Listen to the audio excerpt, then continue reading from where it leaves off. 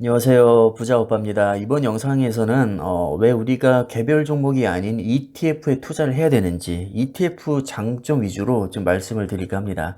여러분들이 오해하시면 안 될 게 저도 개별 종목에 투자하고 있거든요. 개별 종목이 무조건 안 좋다는 게 아니라 장단점이 다 있지만 개별 종목에 비해서 ETF가 갖는 장점 위주로 설명을 해드린다는 뜻입니다. 결코 이것을 뭐 이분법적으로 이건 맞고 이건 틀리다는 얘기가 아니니까 이 부분은 오해가 없으셨으면 합니다. 자, 기사를 보니까 구글이 인공지능 슈퍼컴퓨터를 공개했다고 합니다. 그런데 그 성능이 엔비디아를 능가한다고 하네요. 엔비디아. 자, 엔비디아 하면 떠오르는 게 GPU 최강자. GPU는 병렬 연산에 최적화된 프로세서. 병렬 연산이 어디에 많이 쓰이느냐? 대표적으로 인공지능에 많이 쓰입니다. 자, 그래서 인공지능 하면 원래 엔비디아가 가장 크게 주목을 받아왔는데 그 엔비디아를 구글 TPU가 능가한다는 얘기입니다. 참고로 TPU는 구글이 자체 개발한 AI 칩입니다. 즉 인공지능 연산에 최적화된 반도체를 구글이 직접 설계했다는 뜻이죠. 아니 지금까지 엔비디아가 무조건 짱인 줄 알았는데 이번 기사를 보니까 이러다가 엔비디아 훅 갈 수도 있겠는데 구글한테 주도권 뺏기는 거 아니야?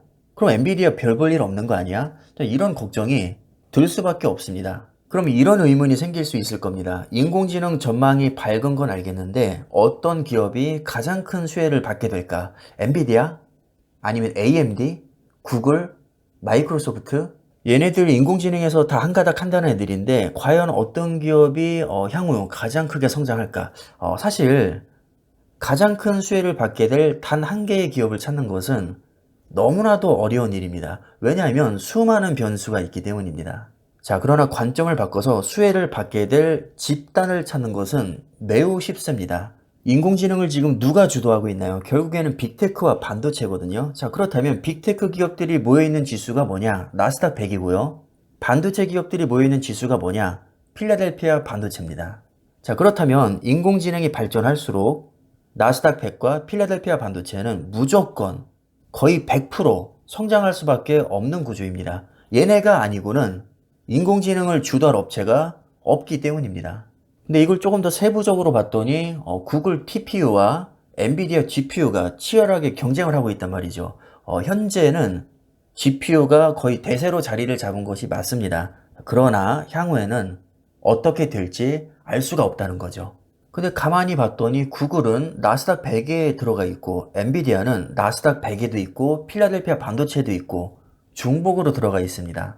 다만 여러 가지 양상을 보일 수는 있겠죠. 첫 번째 경우의 수, 구글이 급성장하고 엔비디아가 완만하게 성장하는 겁니다. 자, 이 경우라면 TPU가 GPU보다 각광을 받게 되겠죠. 두 번째 경우의 수, 구글과 엔비디아가 그냥 골고루 성장하는 겁니다. TPU와 GPU가 너무 치열하게 경쟁을 하고 장단점도 어느 한쪽에 손을 들어주기가 애매한 경우 그냥 둘 다 너무 좋은 겁니다. 그래서 둘 다 골고루 성장하는 거죠. 그리고 세 번째 경우의 수, 엔비디아가 급성장하고 구글이 완만하게 성장하는 겁니다.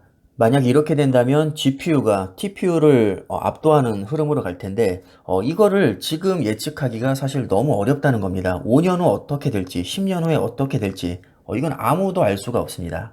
심지어 TPU와 GPU가 모두 한물 가고 완전 새로운 반도체가 나올 수도 있습니다. 만약에 그 무언가가 나온다면 아무래도 반도체 기업 중에서 나올 가능성이 매우 높겠죠. 뭐 예를 들면 AMD라든가 인텔이라든가 아니면 애플이 될 수도 있고요. 뭐 마이크로소프트가 될 수도 있고 아마존이 될 수도 있고 테슬라가 될 수도 있을 겁니다.